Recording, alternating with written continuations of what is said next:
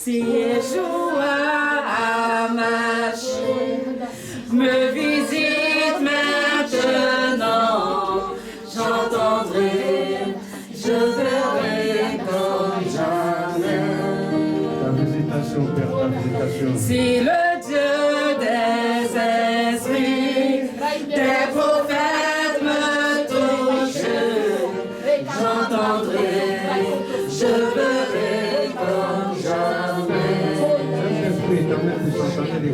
Si le Dieu des esprits, des prophètes me touche, j'entendrai, je verrai comme jamais.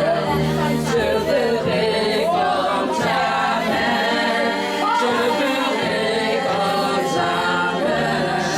Je verrai comme jamais. Je verrai comme jamais. Je verrai comme jamais. Je verrai comme jamais. Je verrai comme jamais. Si le Dieu des esprits, des prophètes me touche, j'entendrai, je verrai comme jamais. Si le Dieu des esprits, des prophètes me touche,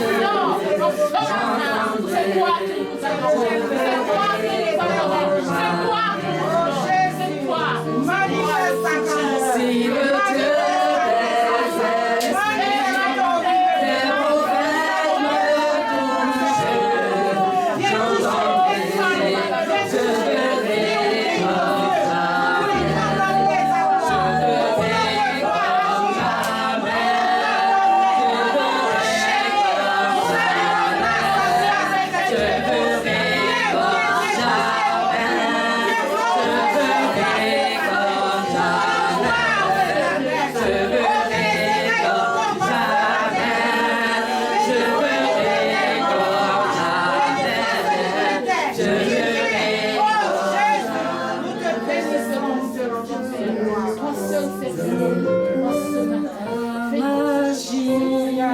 me visite maintenant, j'entendrai, Tu connais je tout, tu verrai peux tout, tu peux tout, tu peux tout, tu peux tout, tu peux si tout. le Dieu des prophètes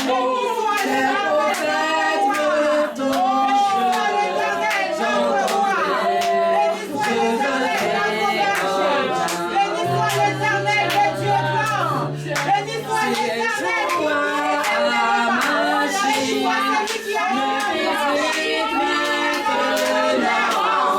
j'entendrai,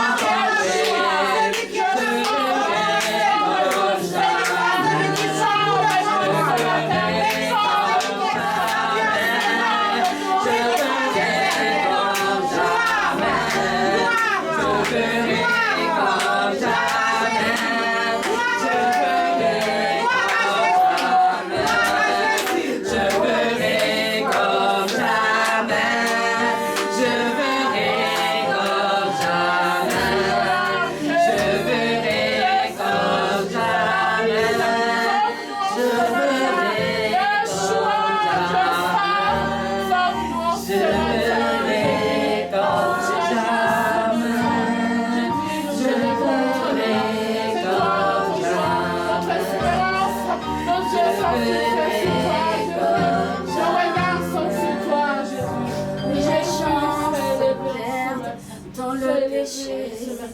dans ce monde, dans l'occultisme, où est moi que je puisse parler de toi, où est moi où est moi soutiens-moi,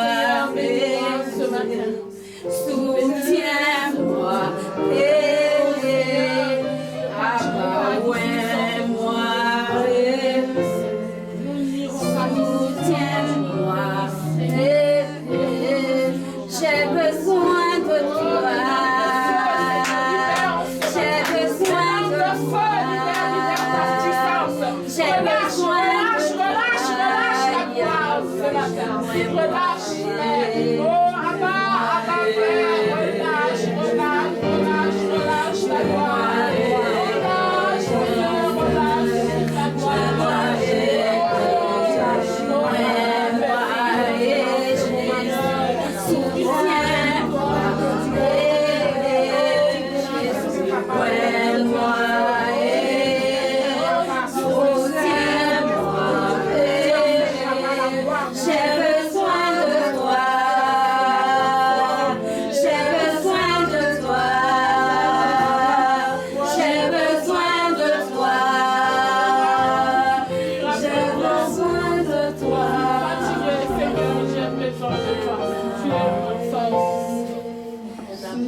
Dieu des esprits, Les prophètes me touchent, j'entendrai, je verrai comme jamais. encore. Si le Dieu des esprits, Mais pas de regarder. les prophètes Regardez ni à me gauche ni à droite. C'est pas touchent, que pour le Seigneur. j'entendrai, je verrai comme jamais. Si le Dieu des esprits, des prophètes me touche, j'entendrai, je verrai comme jamais. Je verrai comme jamais. Je verrai comme jamais.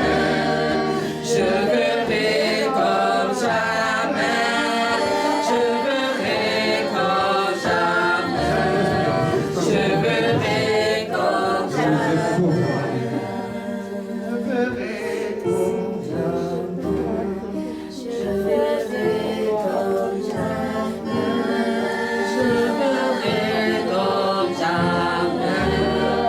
Je verrai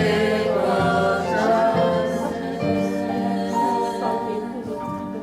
Si le Dieu des esprits, des prophètes me touche, j'entendrai, je verrai comme jamais. Si le Dieu des esprits, des prophètes me touche, j'entendrai, je verrai comme jamais. Si le Dieu des esprits, des prophètes me touche, j'entendrai, je verrai comme jamais. Je verrai comme jamais. Je verrai comme jamais. Je verrai comme jamais. Je verrai comme jamais. Je verrai comme jamais. Je verrai comme jamais. Je verrai comme jamais. Si le Dieu des esprits, des prophètes me touche, j'entendrai, je verrai comme jamais.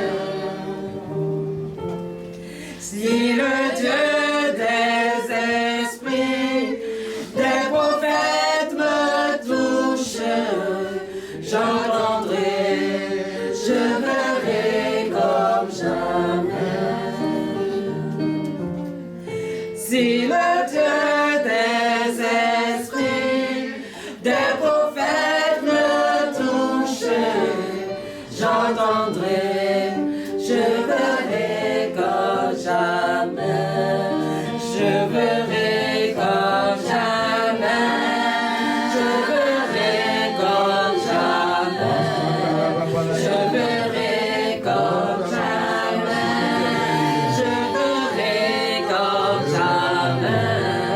Je verrai comme jamais. Je verrai comme jamais. Je verrai comme jamais. Je verrai comme jamais. Je verrai comme jamais. Je verrai comme jamais.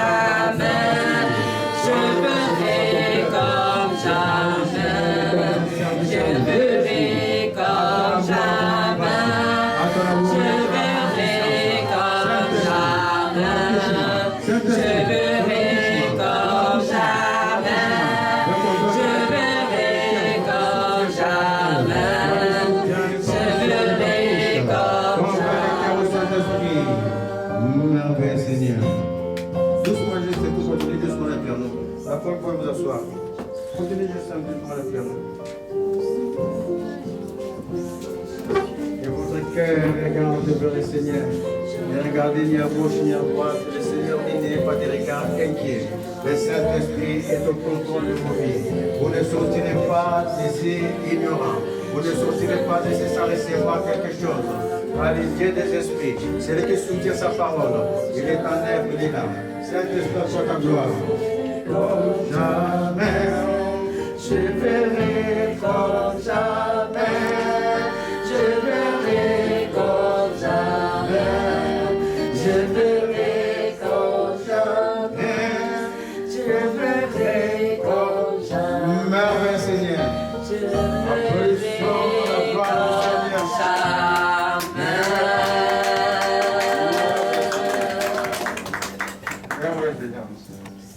Nous verrons comme jamais. La parole déclare dans le livre des Hébreux 1.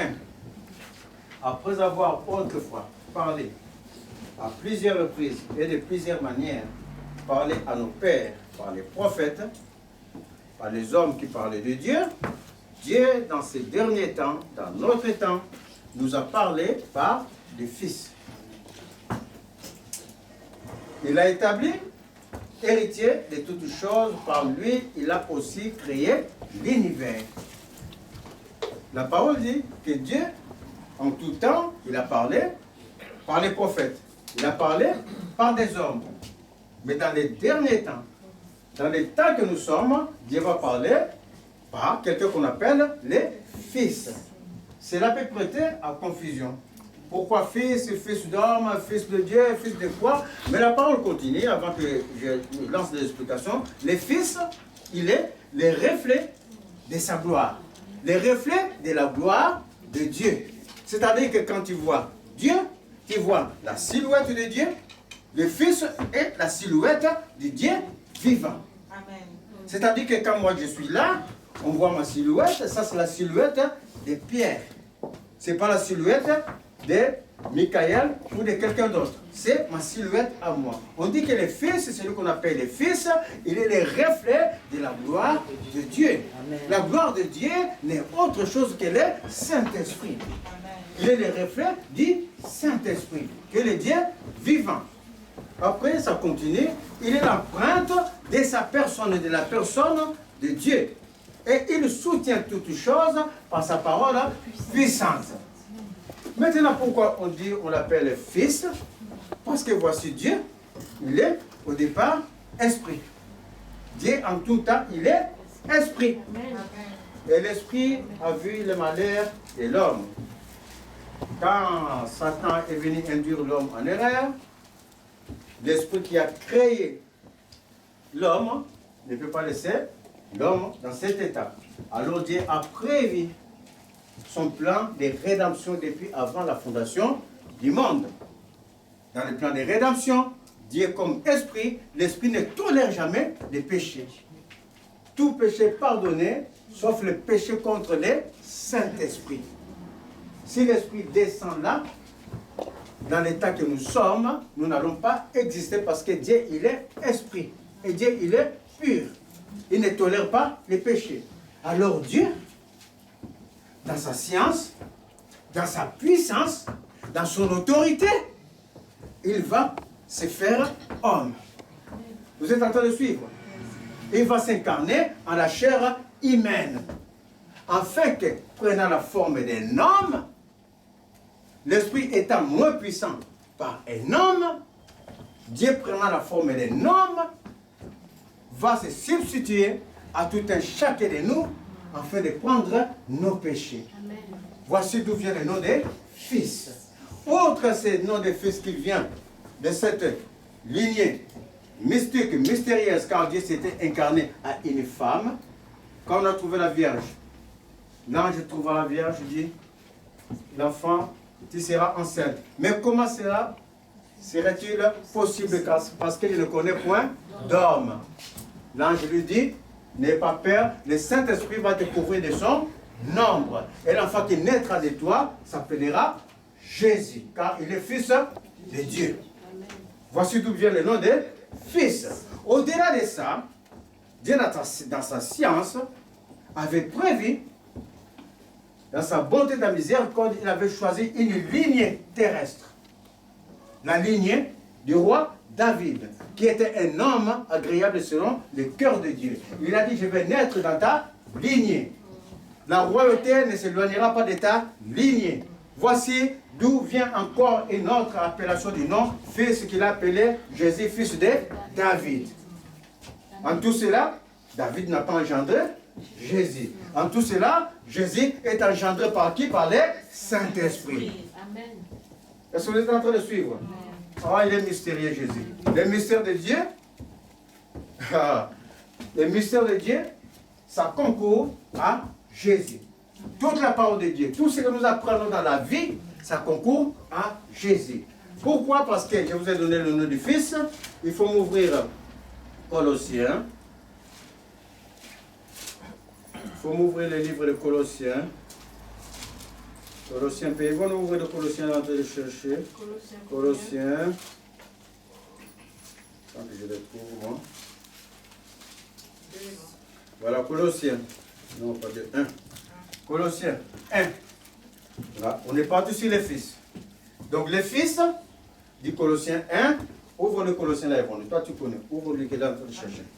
Colossiens, il est écrit.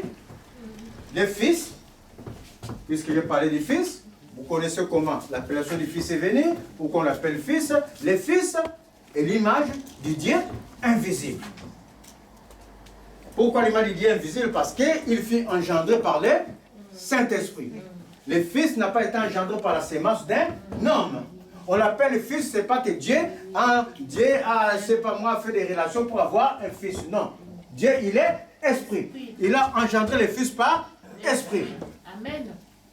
Mais écoutez bien la surprise. Le fils est l'image du Dieu invisible.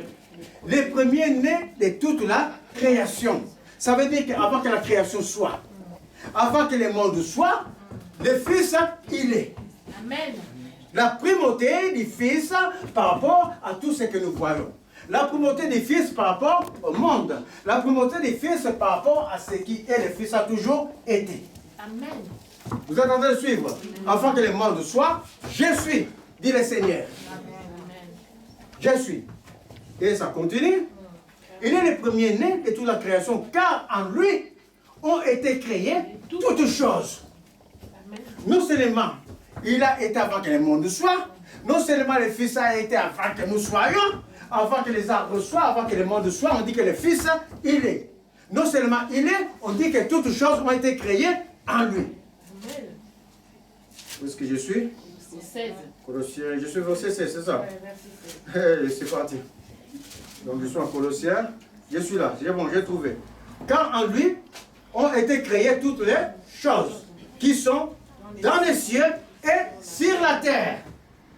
Quelles sont les choses qui sont dans les cieux? Les anges.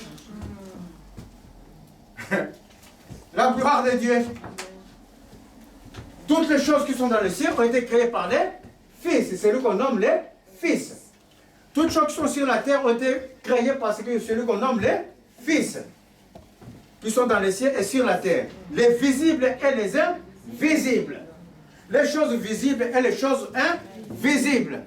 Les anges et les choses visibles que nous voyons, que nous sommes, ont été créés par les fils. Pour montrer que le Fils n'est pas un homme. Celui qui a engendré de Dieu, il est Dieu.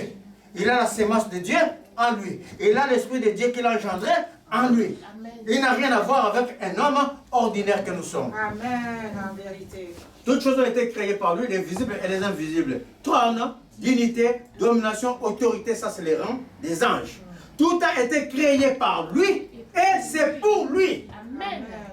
Tout a été créé par celui qu'on appelle les fils et c'est pour lui les fils. Amen.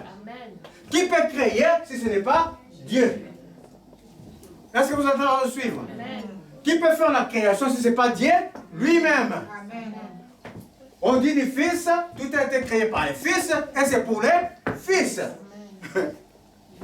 Oh. Cherchez-moi 1 Jean. 1 Jean 5, 20. Juste parenthèse. 1 Jean 5, 20. 1 Jean 5, 20, rapide. Tu l'as pas là? Moi, j'aime pas les portables, là. La Bible est là tout près là. 1 Jean 5, 20.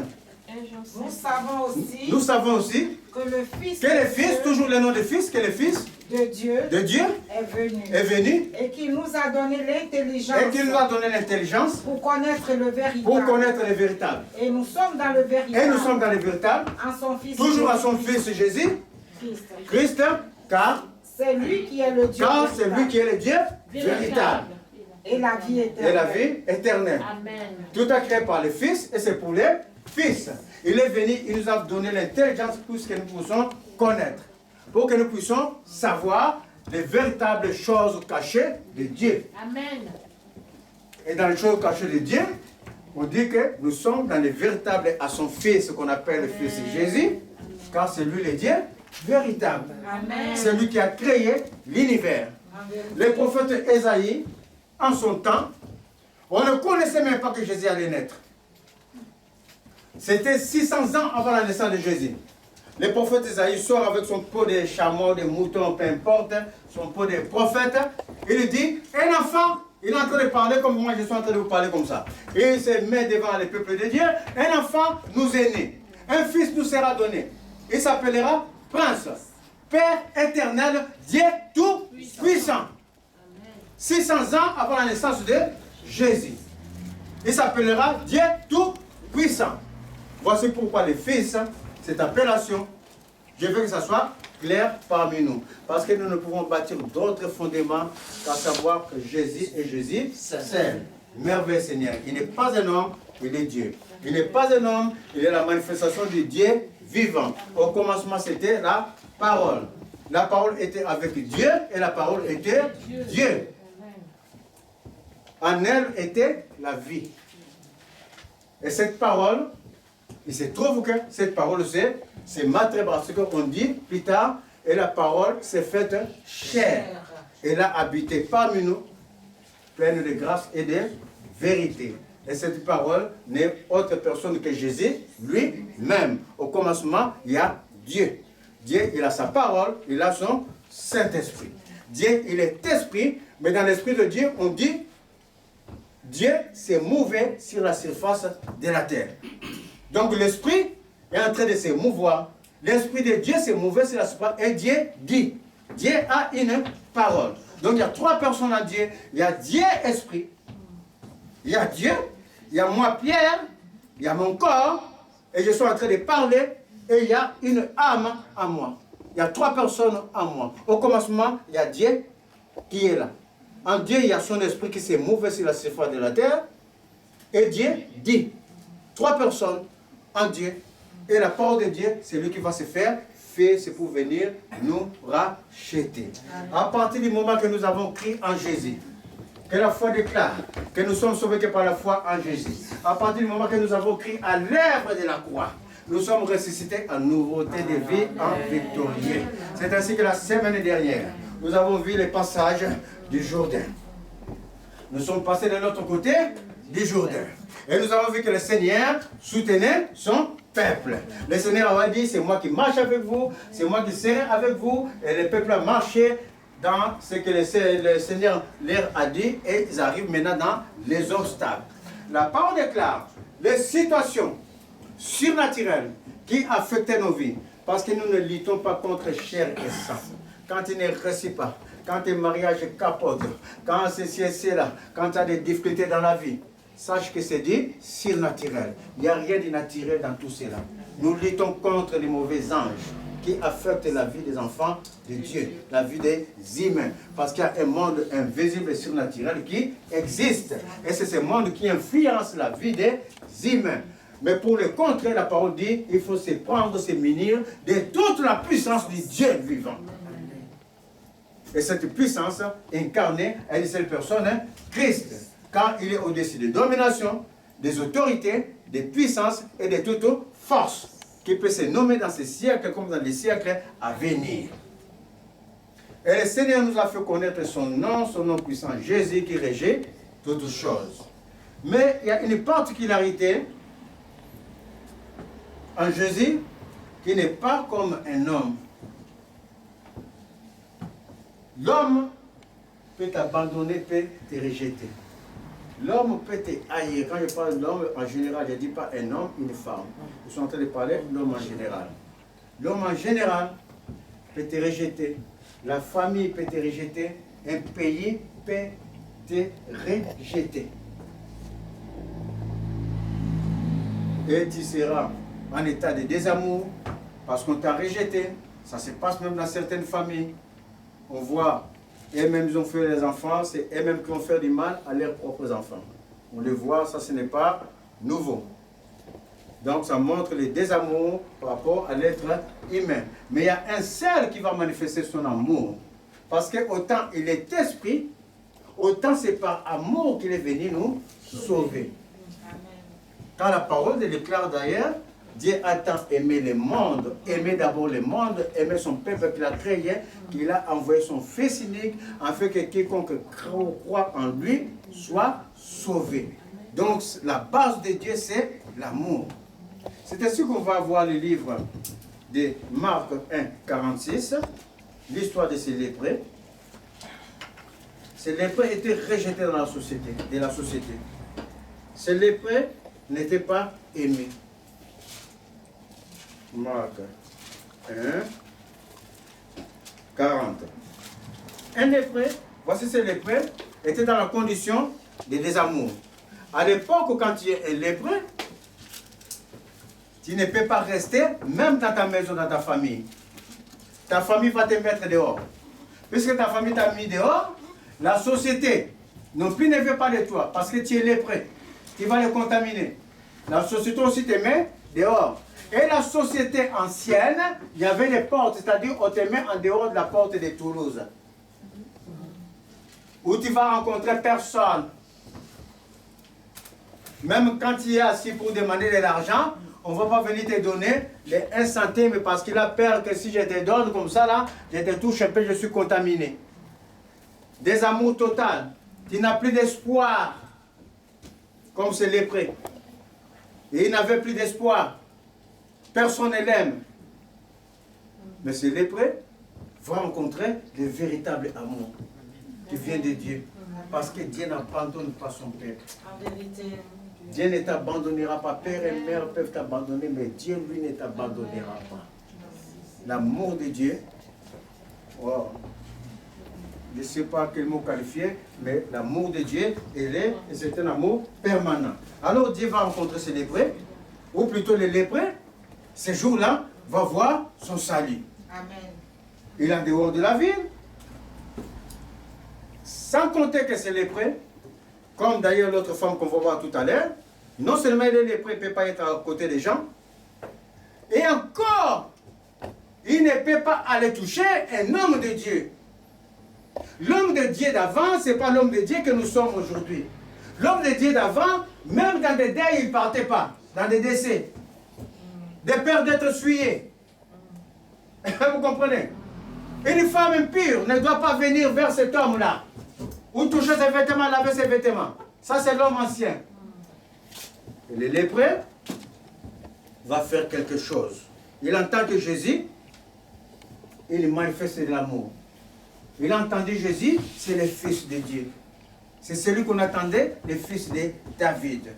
Il a dit, le monde ne m'aime pas, mais lui comme il est Dieu, peut-être qu'il va m'aimer. Je vais essayer. D'où la question, voici tu mettons le portable. D'où la question, un lépreux vint à lui et se jetant à genoux, il lui dit d'un ton suppliant. D'où la question du lépreux, parce qu'il ne sait pas s'il va l'aimer. Il ne sait pas s'il va être en accord avec lui. Et il dit à Jésus, si tu le veux, tu peux me rendre pur.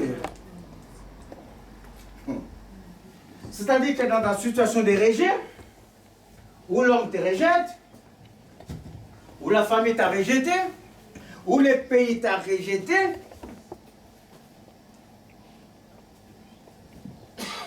où tu rencontres les désamours, tu crois que personne ne t'a jamais aimé, personne ne t'aime.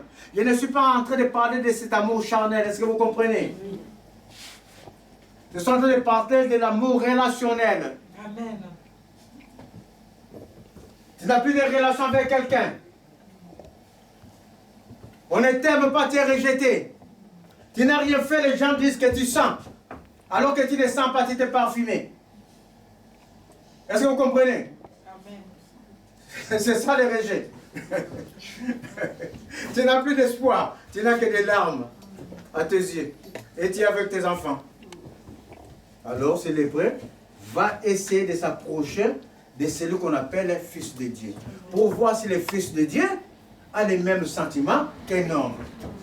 Mais le Fils de Dieu va montrer que Dieu n'a pas les mêmes sentiments que toi et moi. Chers amis. Dieu n'a pas les mêmes sentiments que toi et moi. Dieu, il est amour. Amen. La base de Dieu, il est amour. Alors le lépreux va demander à tâtonnant, si tu veux, tu peux me guérir. Et Jésus va lui répondre. Il va dire, Jésus est mis de compassion. Son cœur pleurait déjà. Ce n'est pas les paroles des lépreux qui l'ont fait pleurer. Parce que Jésus étant Dieu, étant le Dieu des prophètes, il est en train de voir ta souffrance dans ton cœur. Il est en train de voir ce que tu es dans ton cœur. Ce que tu es dans ta vie. Il a déjà de compassion, il est en train de dire à mon enfant. Il est rejeté, personne n'est mon enfant. Il est dans la souffrance. Alors Jésus est mis de compassion, étendit la main, le toucha et dit, je le veux, sois pur. Je le veux, sois guéri. Je le veux, reçois de mon amour. Amen. La parole dit, le lépreux guérit instantanément. Ça veut dire que quel que soit les rejets que nous rencontrons dans la vie, de la part des autres, il ne faut pas avoir peur de s'approcher du Maître. Notre Maître Seigneur, c'est Jésus.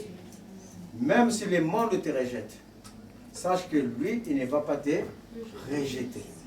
Et ta souffrance, il va les prendre avec lui. Voici pourquoi il était venu, c'est crucifié sur la croix.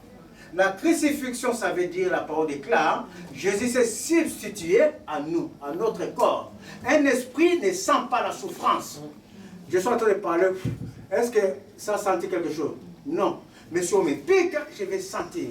Voici pourquoi l'esprit avait pris la forme d'un homme. Pour sentir ce que toi tu sens quand les gens t'insultent. Pour sentir ce que toi tu sens quand les gens te font quelque chose. Et il va prendre ça dans sa croix, dans sa souffrance. La souffrance était tellement atroce qu'à un moment donné, Jésus crie à Père, si c'est possible, éloigne de moi cette coupe, cette souffrance. Mais le Saint-Esprit dit, c'est cela que tu avais décidé. Et Jésus va aller jusqu'au bout prendre ta souffrance. De telle sorte que si tu crois en lui, si tu crois à ses sacrifices, la parole déclare, quand il va mourir, tu vas ressusciter. Tu vas mourir avec lui dans ton corps qui a pris mère avec Jésus. Et puisqu'il a ressuscité 3 jours après, ça veut dire que tu es ressuscité en nouveauté de vie. Vous êtes en train de suivre? En nouveauté de vie. Cela est spirituel. Il n'y a rien de physique. Tu crois spirituellement que Jésus s'est crucifié pour moi. Que quand je suis parti à la croix, je suis parti avec Jésus, avec mes malheurs, avec mes péchés, avec tout ce que je suis. Et parce qu'il est ressuscité, parce qu'il est vivant, moi aussi je suis ressuscité en nouveauté de vie. Parce que l'œuvre de la croix, dit la parole Hébreu 2, par la puissance de l'œuvre de la croix, le Seigneur a rendu impuissant celui qui avait la puissance de la mort, c'est-à-dire Satan, le diable. Il est nommé. Il a rendu impuissant. Et il nous a soutirés de la main de Satan. Est-ce que vous comprenez? Il nous a donné la vie. Quelle que soit ta situation, quels que soient tes péchés, quel que soit ce que tu es, le maître n'attend qu'une chose qu'on s'approche de lui pour manifester son amour. C'est ainsi que cette femme dans le livre de Luc 9, 8. Cette femme, l'hémorroïde, il avait le sang qui coulait. Ça peut être comme l'histoire des lépreux, mais sauf que lui, par cette femme, l'amour va se manifester avec la puissance de Dieu. Luc 8, je disais donc. Luc 8 dit ceci. Le Luc 8, il est là. Voici Jésus, partait, en sautant en guérison de la dernière des pierres. Je suis là. Voici Luc 8.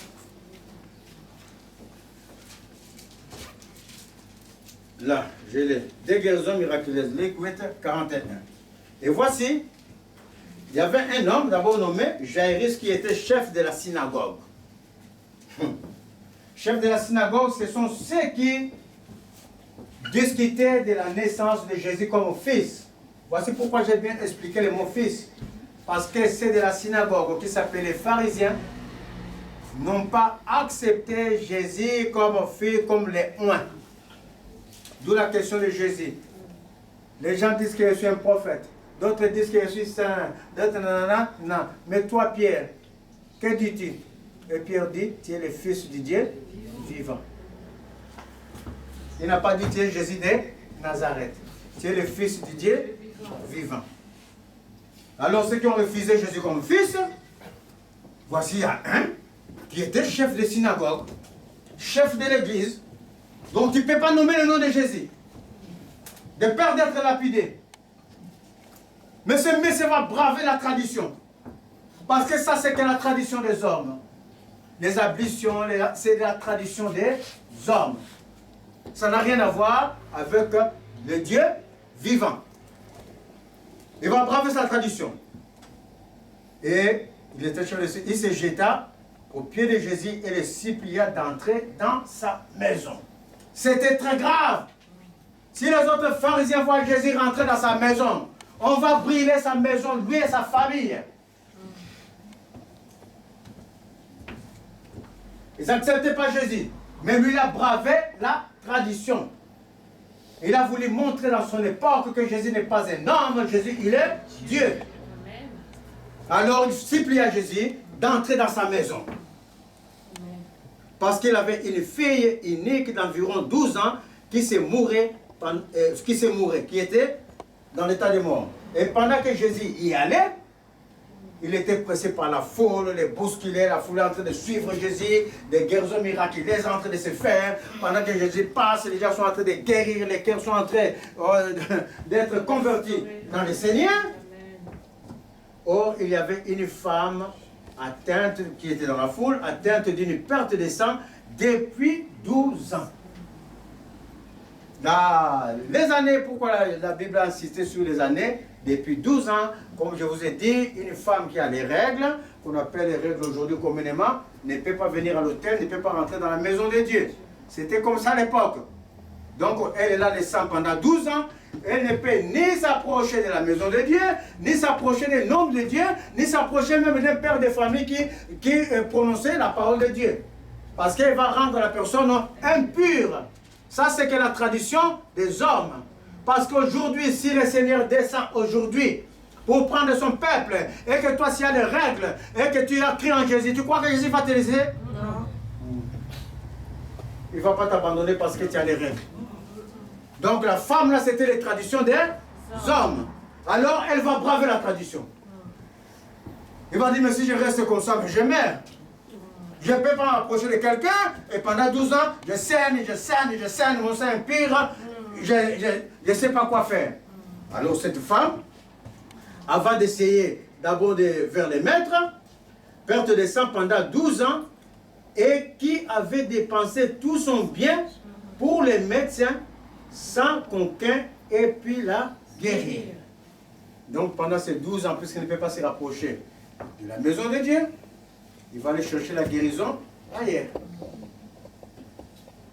Dans les maraboutages, dans les ceci et cela. Jésus, il est supérieur aux anges. Amen. Au cœur des anges, Dieu a-t-il dit, celui-ci est mon fils bien-aimé à qui j'ai mis toute ma confiance. Et encore, les anges l'adorent. Hébreux 2. Les anges l'adorent. Hébreux 2. Gloire à l'agneau qui est assis sur son trône. Gloire à toi l'agneau, toi qui as acheté tout homme de toute race et de toute tribu. Et tu as fait de nous une race de sacrificateurs pour les dieux vivants. Apocalypse 5. Cette femme va braver sa tradition. Il a fini son argent. Elle voit, mais non, là, on est en train de me prendre la tête. C'est quoi cette tradition? si je dois mourir aujourd'hui, vaut mieux que je meure. Mais je dois m'approcher de celui qu'on appelle Fils de Dieu. De celui que moi, mon cœur est en train d'attester qu'il est Dieu. Mais quand je regarde les hommes de ma tradition, j'ai peur. J'ai peur qu'on me fasse quelque chose. Mais la femme va braver cette tradition. Elle a dit, c'est aujourd'hui ma vie ou ma mort. Alors la femme, elle va s'approcher par derrière et toucha les bords du vêtement de Jésus. Parce que s'il tombe comme ça sur Jésus, comme ça là, et touche comme ça là, les gens déjà vont les prendre, déjà, toi impur, tu es venu rendre les maîtres impurs, guillotiner, tu et tout. Donc, elle va presque malicieusement, sans que personne ne voit. Touche le vêtement de Jésus. Ceux aux alentours n'ont pas vu. Mais l'Esprit de Dieu a vu. L'Esprit de Dieu a vu son cœur.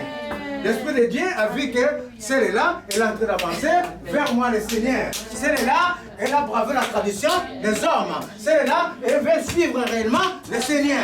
Alors, une force sortant de Jésus et touche à la femme. Une force, une puissance. Oui, j'étais là. Elle s'approchait de Jésus. Au même instant, elle toucha les bords du vêtement de Jésus. Au même instant, la perte du sang s'arrêta. Amen. Parce qu'il y a une puissance phénoménale. Une puissance extraordinaire. Une puissance surnaturelle. Amen. Parce que Dieu, il est surnaturel. Amen. Il n'est pas humain. Amen. Une puissance surnaturelle touche à la femme au même instant. Son sang s'arrêta. Au-delà des traditions. Au-delà des... On dit quoi? Ablation, ablution, peu importe. On dit ce qu'on dit. Au-delà de l'homme. Est-ce que vous comprenez? Au-delà des rites qu'un homme peut faire. Un homme, nous avons beaucoup de rites pour suivre Jésus quelquefois. Lave tes pieds. Fais ceci. T'as beau laver tes pieds. T'as beau purifier ta bouche.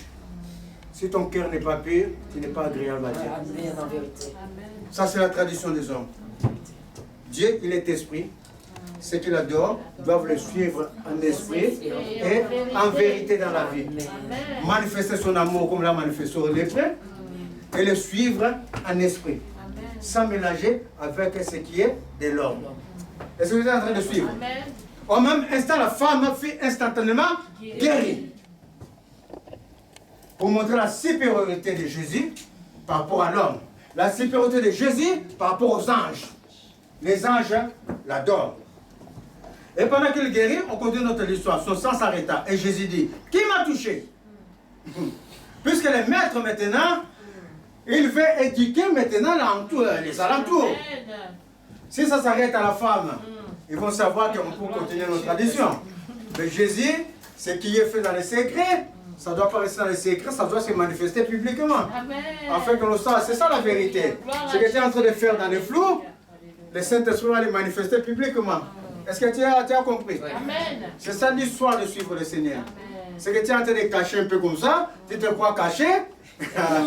Un jour, quelqu'un là-bas va te trouver là-bas. On ne sait pas, tu t'attendais pas à ce qu'on te trouve. Et la personne vient dire, pasteur, j'ai vu telle personne et fait ceci. Car tout ce qui est caché est manifeste dans les yeux de Dieu. Ça ne se cache pas. Vous comprenez? Tu peux être, la parole dit, je me cache sous la mer, il y a Dieu. J'éteins tout. Oui. Je reste dans le noir pour s'enfuir, mais Dieu te voit. Dieu te voit, donc tu ne peux pas te cacher de Dieu.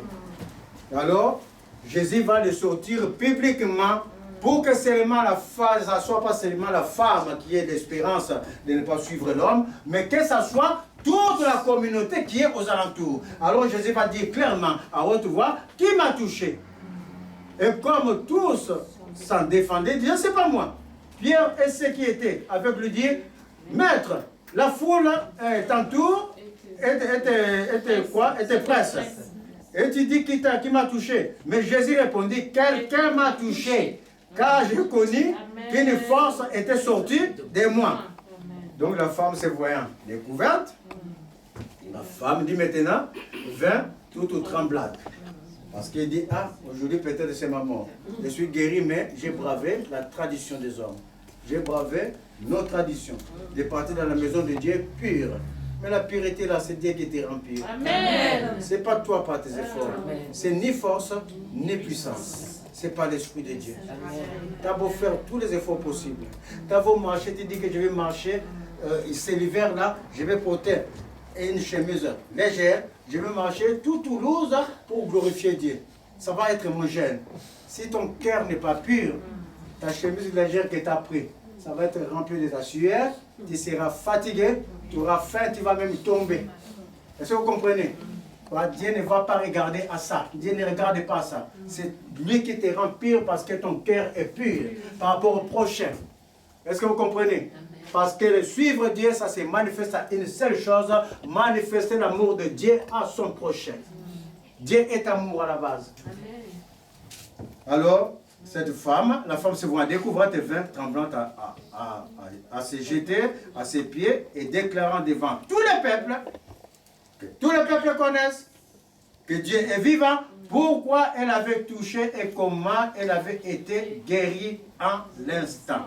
Jésus lui dit, ma fille, ta foi t'a sauvée, va en paix. Alléluia. Amen.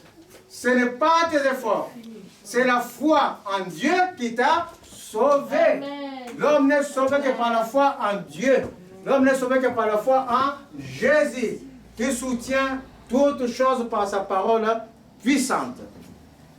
Lui qui nous a donné des paroles de réconciliation afin que nous réconcilions le monde avec lui. Je suis en train de dire, je prends autorité sur toute terre qui se lève contre la connaissance de Dieu. Je les rends captifs à l'obéissance à Christ, afin que toute pensée soit remplie de la foi véritable qui vient de Dieu, afin que le monde s'accroche à Jésus. Dieu vivant, Dieu élevé, Dieu alpha. C'est toi, Père éternel, qui as acquis les victoires sur l'œuvre de la croix. Dans l'œuvre de la croix, tu nous as donné la victoire. Saint-Esprit, c'est toi qui convaincs des péchés. Viens convaincre les cœurs des péchés, afin que les cœurs s'attachent à notre Seigneur Jésus, afin que sa gloire soit manifeste pour la gloire de son nom. Seigneur, nous te bénissons, nous te rendons grâce, nous te bénissons, nous t'élèvons, nous te bénissons, Père éternel, ta main puissante. Nous te bénissons, Père éternel, viens régner encore parmi nous, afin que les paroles que nous avons dites et que nous avons prononcées, Père éternel, affermissent les cœurs, ne soient pas des paroles en l'air qui vont partir, non, que ces paroles demeurent dans les cœurs, affermissent les cœurs, afin que les gens s'avancent vers toi pour ta gloire. Recevez la vie de Jésus. Amen. Merveille, Seigneur. Gloire à Dieu.